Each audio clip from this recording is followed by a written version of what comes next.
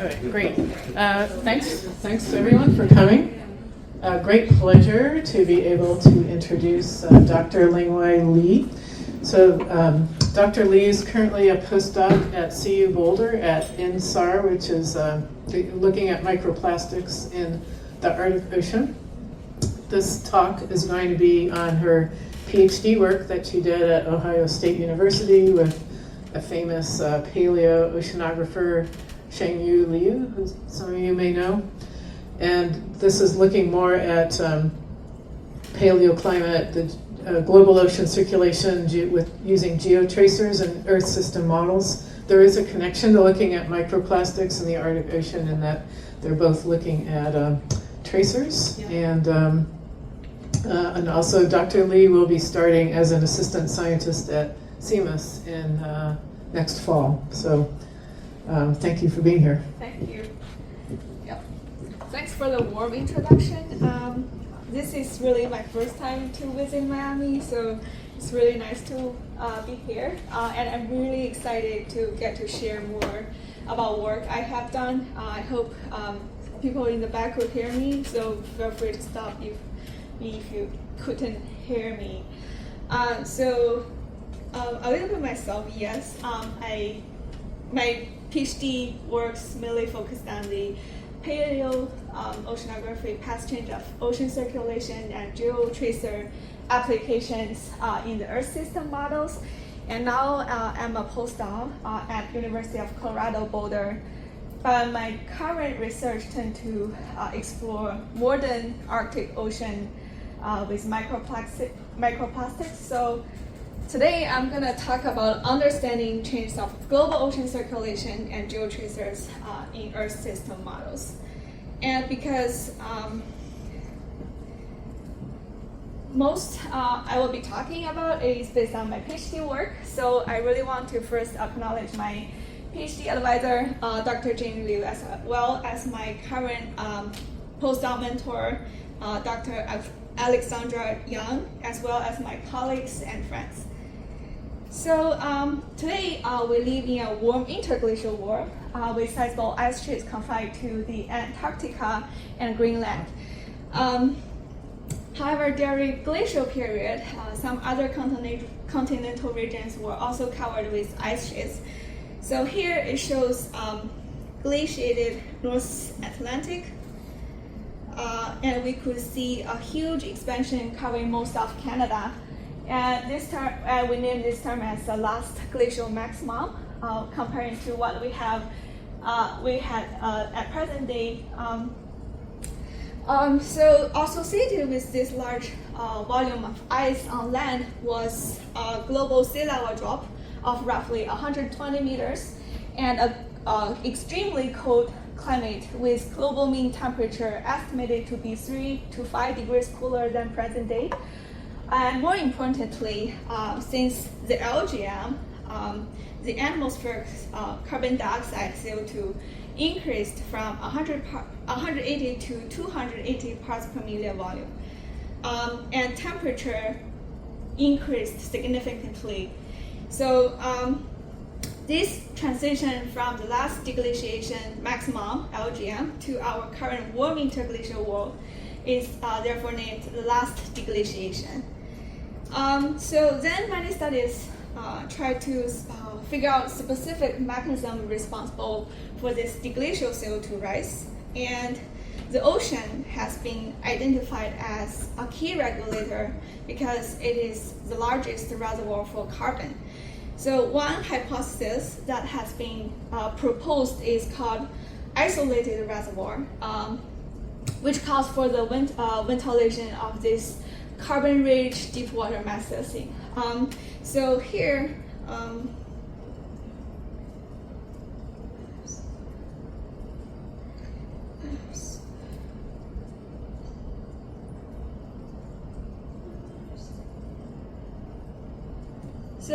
it shows a schematic view of global meridional overturning circulation, a zonal view of this thermal headland circulation, which in general forms by two cells, the upper cell and the bottom cell.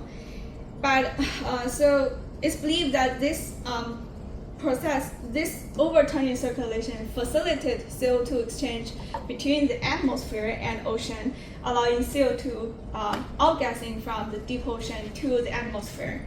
However, under glacial period, many pieces of evidence stress a different structure of thermohaline circulation.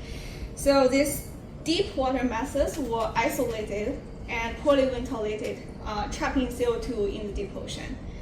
So to study the ventilation change, there is past abiotic radiocarbon has been widely used as a water age tracer.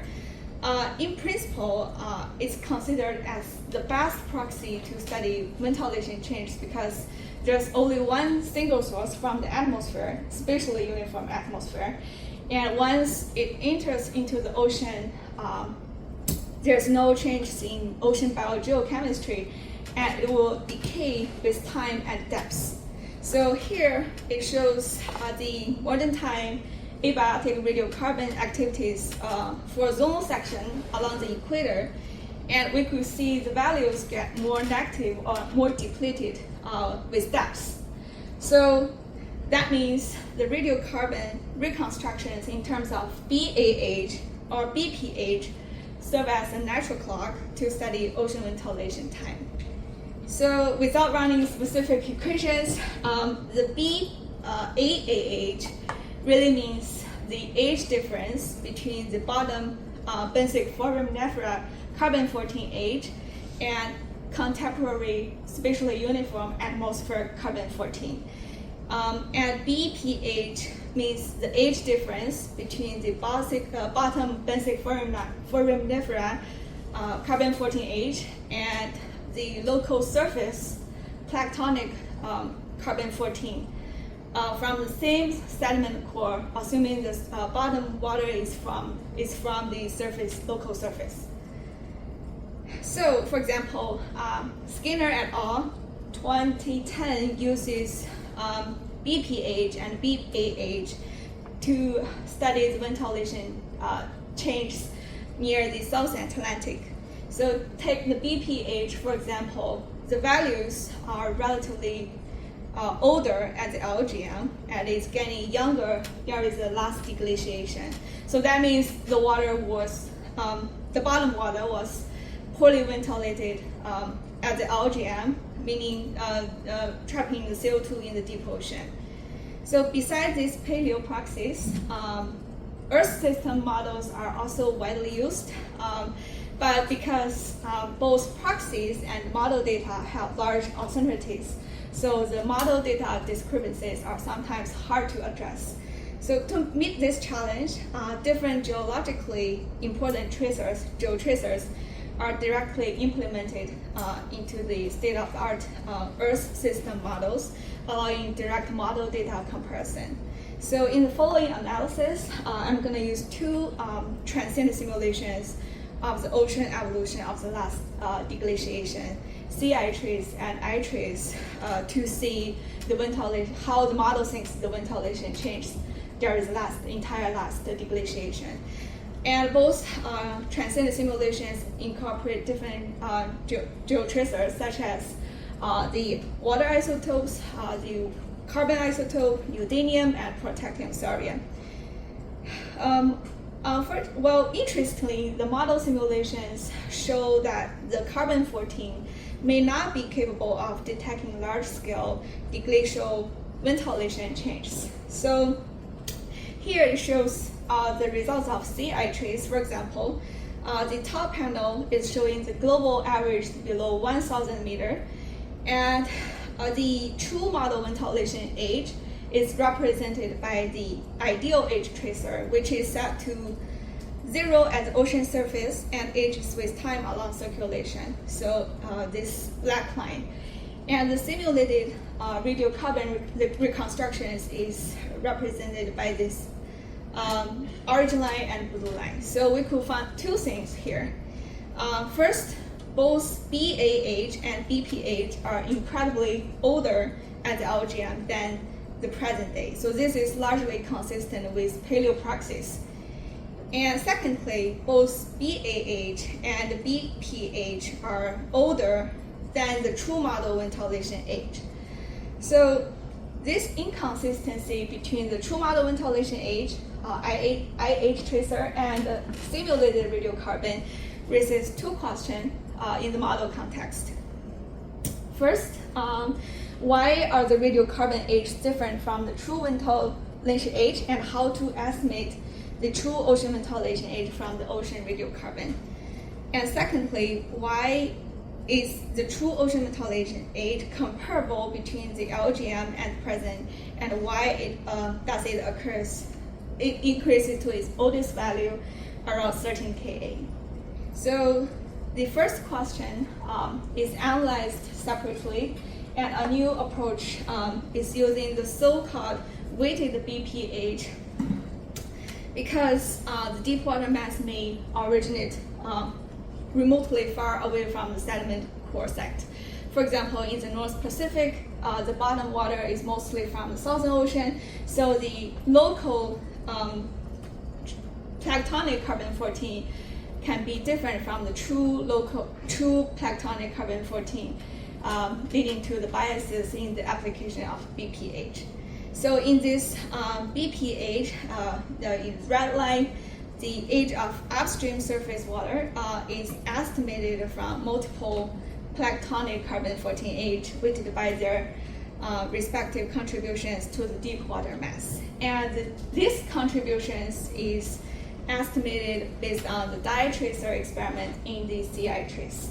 So in the CEITRACE, we have total of 6 Geotracer experiments, and for each Geotracer experiment, it reset to 1 over specific ocean surface during each time step, and passively advected and diffused within the ocean interior. For example, the dye North Atlantic means the dye is released over the North Atlantic, so it can be used to identify the North Atlantic deep water mass. And the dye South means the dye is released over Southern Ocean, so it can be used to identify Antarctic bottom water. So with this Geotracer experiments, the age estimation is greatly improved by including the remote sources contributions. For example, the weighted BPH, the red line, resembles closely with the ideal age tracer, not only in the absolute values, but also in the temporal deglacial evolution pattern. So now let's move on to the second question. Why are we gonna have this different deglacial evolution pattern in the model, such that we have the oldest value around 13 Ka. Turning to the deglacial evolution of ventilation age, a dramatic bell-shaped ventilation age evolution can be found across the global ocean and across different basins. So this plot is showing the depth time Hofmolar diagram of ventilation time, true model ventilation time, averaged over global oceans and different basins. So take the global ocean, for example. Across depths, a relatively younger age can be found in the deep ocean at the LGM, and it's getting older, reaching to its oldest value around 13 Ka, and then becoming younger during the present day. This pattern is also evident across different basins, but relatively, the oldest water always occurs in the deep Pacific, meaning that the Pacific Ocean dominates the global ocean ventilation age. Well, this seems to be very unsurprising because there's no deep water formation over the North Pacific, so it's always having the oldest water during the last deglaciation. So to find the reason behind this deglacial evolution pattern, we hypothesize that it's likely related to the Antarctic bottom water transport because of its substantial volume filling the deep ocean and its important role in driving the meridional overturning circulation. So then we calculated the ventilation age and AABW transport across Indo-Pacific sector and Atlantic sector at southern edge 30 degrees south. So take the Indo-Pacific sector, for example, we calculate the southward deep western boundary current and northward AABW transport at southern edge 30 degrees south, which are also validated by the model marks, the upper cell and the bottom cells. The southward deep western boundary current and the upper cell are mainly differed by the return flow in the interior ocean, and the northward AABW transport aligns exceptionally well with the abyssal cell, so that means the estimations for each sector are basically accurate. Then we calculated the ventilation time age. So we can see this black line. So the I age decreased from the LGM to around 13 K, which coincide with the reduced northward AABW transport. And the Geotracers also support the results. The average proportion of dye released from Southern Ocean decreasing from LGM to around 13 Ka, but the average portion of dye concentration from North Atlantic is quite small. So that means the contributions of North Atlantic deep water are really small in the Indo-Pacific sector. So that makes sense to me because reduced AABW transport amounts to longer transit time from the formation site to the surface to the abyssal ocean, leading to the older ventilation time. It's also stressed that the weakening of AABW transport is mainly caused by the surface buoyancy forcing over Southern Ocean. So there is the HS1. The freshwater input flux over the North Atlantic induces thermal bipolar seesaw, warming up the Southern Ocean.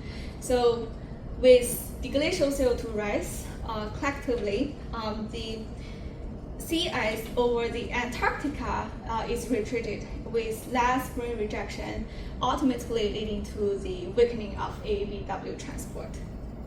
So this pretty much the end of my first part of presentation. And well, the deep ocean is always puzzling, and a huge amount of heat, nutrients, and water can be moved around the world along this circulation. So any change in the AABW formation has important applications for global climate and carbon cycle. And this study indicates that how radiocarbon should be used to infer ocean circulation change. There is a last deglaciation warrants further explorations. Well, you may ask why we care about past ocean circulations, as we were not born 20,000 years ago. Well, you may find it hard to believe that such a massive engine of water could possibly shut down, but it has happened numerous times in the past, and it perhaps could be the strongest evidence that it could happen in the future.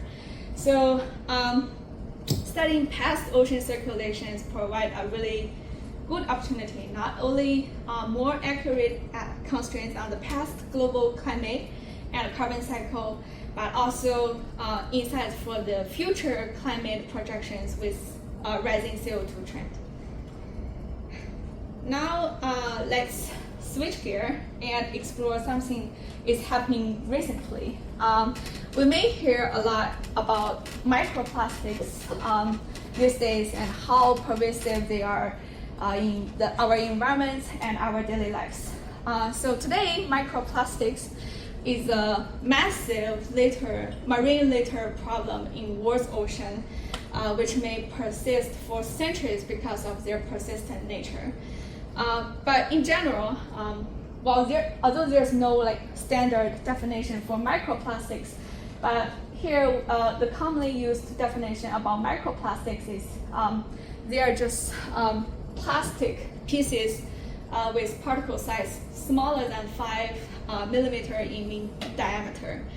So aside from the obvious pollutions the integration of microplastics poses questions about their effects on our climate and the health and toxic exposures of consumers across the food web. And unfortunately, although the Arctic Ocean is quite far away from us and from the direct source of anthropogenic pollutions, studies show that the microplastics have been found almost everywhere in the Arctic, almost everywhere in all components of the Arctic Ocean. So these three pictures are showing examples of microplastics found in the Arctic sea ice. So the microplastics were actually first discovered in 4 ice cores retrieved from different locations in the Arctic Ocean, so almost 10 years ago. So in this initial study, a total of 6 synthetic polymers were reported, and concentrations of microplastic in the sea ice were estimated. And surprisingly, microplastics are in high concentration in the Arctic sea ice. And recent studies even further stress that the concentrations of microplastics in the sea ice could be several orders of magnitude higher than typical ocean concentrations, such as those of Pacific drugs. We call that as the garbage patch. So that means microplastics have accumulated far from the population centers, and Arctic sea ice is an important sink and means of transport for microplastics. But how could they get there? Well, of course, microplastic can originate from both local and distant sources. We have atmospheric deposition and ocean current transportations, and studies indicate that a substantial proportion of microplastics are made from the North Pacific and North Atlantic. And the local sources include marine activities such as the ship traffics and fisheries. But there's no clear budget data on these contributions of these sources to the Arctic. And the reasons for these enhanced concentrations in the of microplastic in the sea ice are still a mystery. So hopefully we could imagine how climate model could be a good tool to begin to answer that.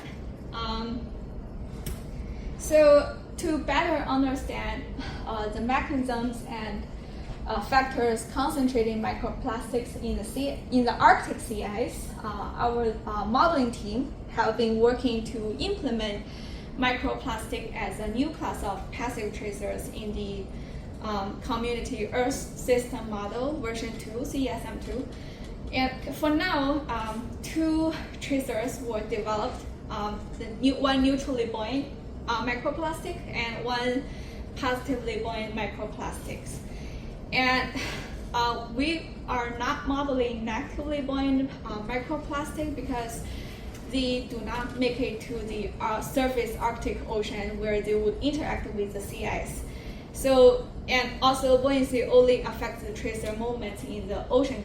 So these 2 tracer types were tracked in both the sea ice and ocean components of the CESM2 plus the coupler. Well, the overarching goal here is that we want to explore the sea ice ocean exchange of microplastics. So by exchange here, we means that the microplastic uptake into the sea ice and release into the ocean processes. So fundamentally, we also need to know how to parameterize this process in the model. But observations typically have no knowledge of ice history to understand how observed concentrations are related to these parameters. luckily, our lab team from University of Washington has been working on these parameters. So there are lots of unique but fun challenges to doing this in the lab. And our concept is about the ice farms where ice will be grown artificially with and without microplastics.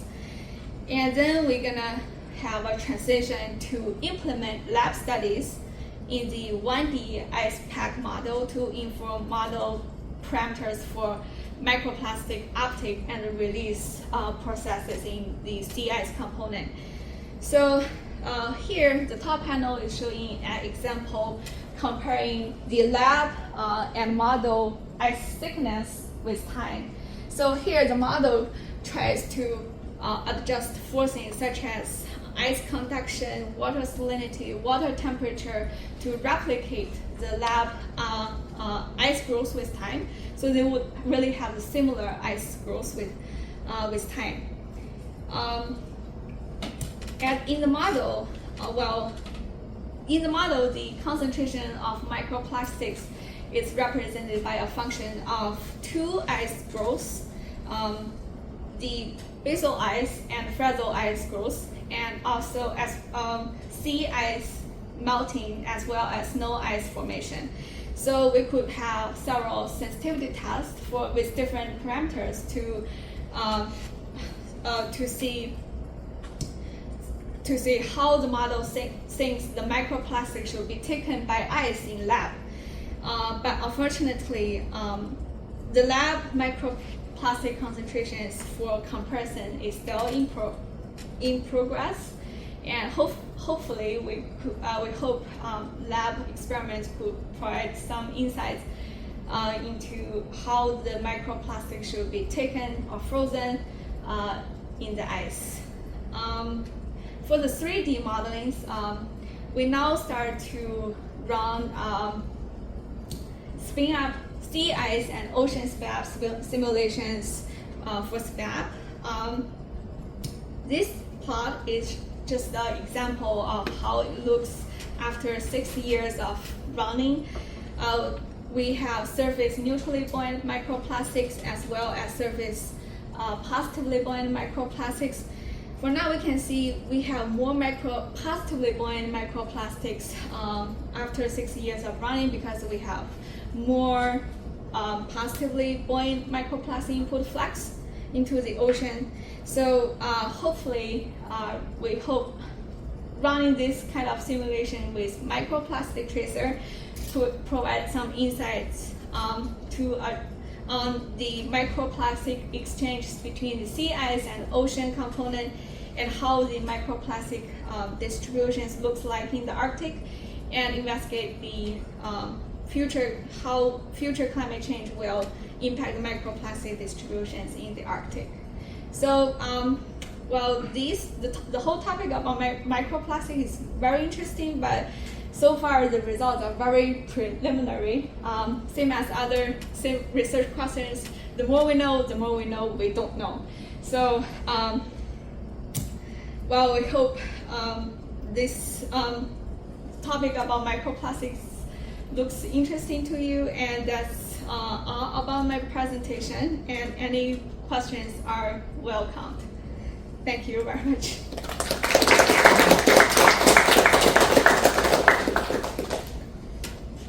Yep. I'm wondering if anybody's monitoring the rivers from Siberia? Yes. So,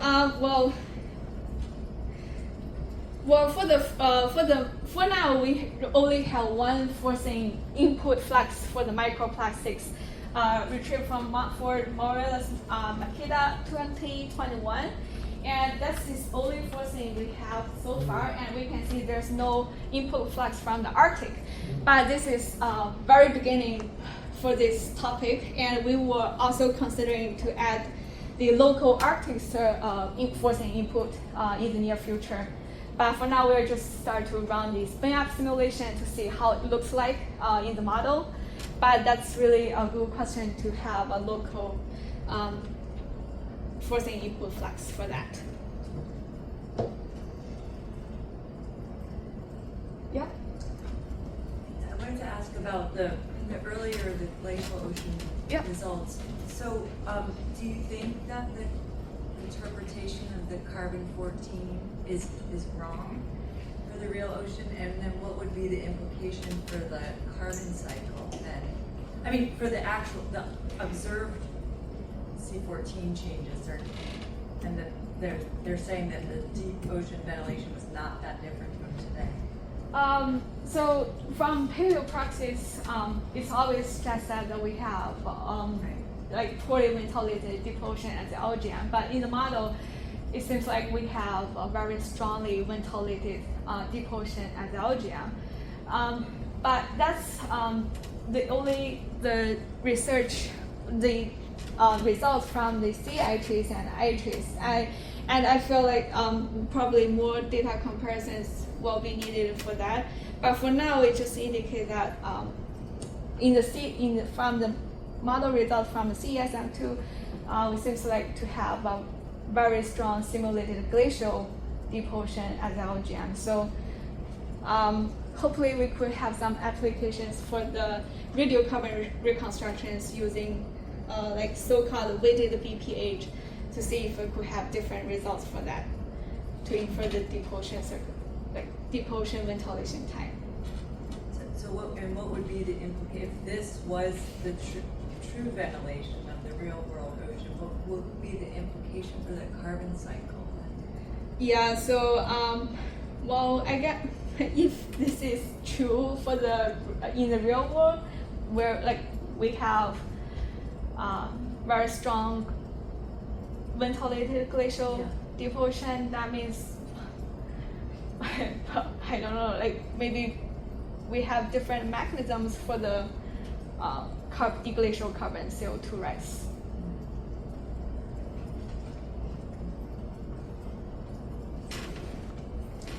We have a question in Zoom from Igor. Yep. Yes, thank you for an excellent talk. Oh, that's Hope you can hear me. Okay. So, what do you think is the importance of smaller scale ocean currents, like mesoscale currents, and I'm sorry. Can you hear me? Oh yeah, now I can. Oh, okay. So what do you think is the importance of smaller scale currents that are not resolved in this model? For example, mesoscale currents and sub-mesoscale currents for the distribution of microplastic. For the microplastics.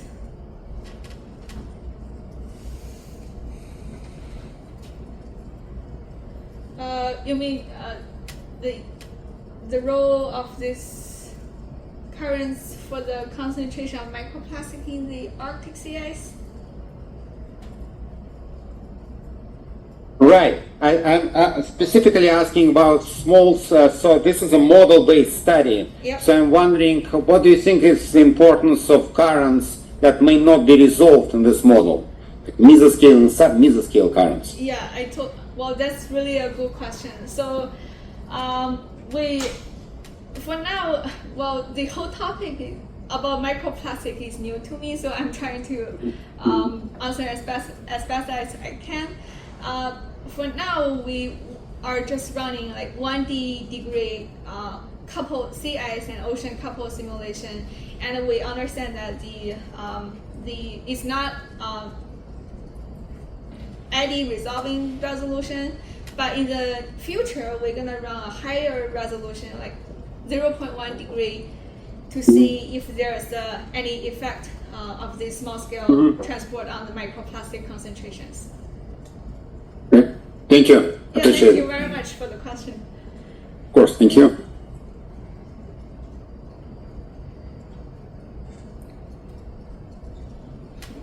Yep. Is there an effort being made to monitor microplastics more? It just seems like you're going to need more validation or constraints. Yeah, on the well, models to- Well, we do have we have a database for the microplastic concentrations in the ocean, but I don't think there's a standard approach to measure the microplastic for both atmosphere and sea ice. So I feel, of course, we probably need more observations for the microplastic in both sea ice, the ocean, and atmosphere. But for now, I don't think so.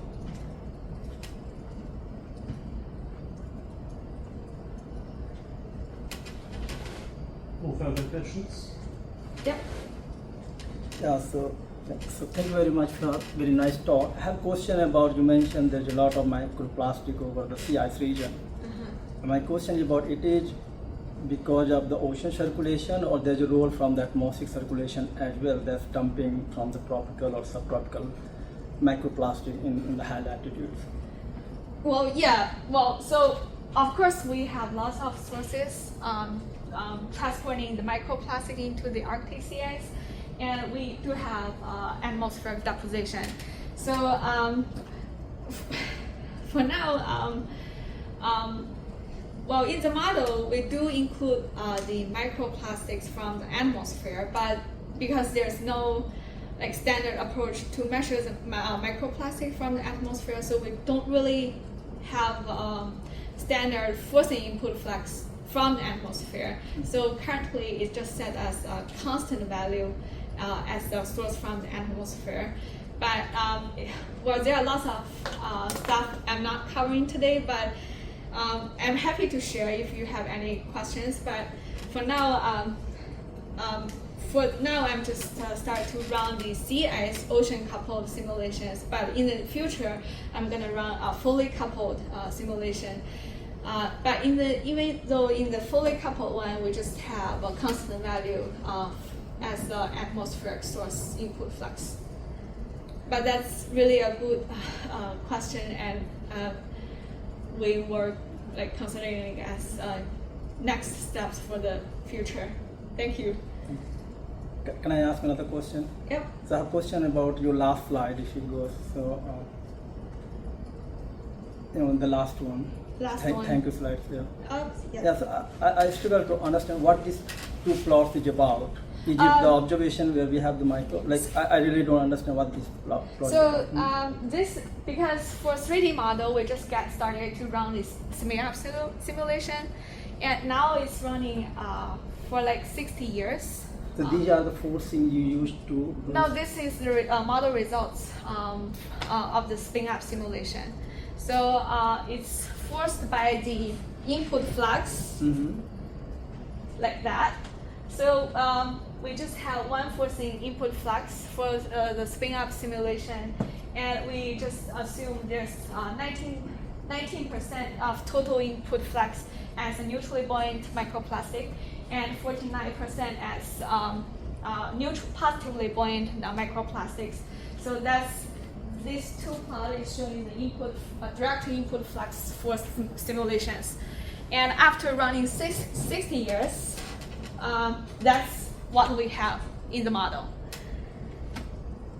Yeah, because I asked this question, but I'm wondering what is happening in the right side of the Palan in the tropical Indian Ocean, or in the Bay of Bengal, and in the left hand side, like what is happening mostly the eastern part of the Indian Ocean getting much microplastic from where that's because we have that's because we have more.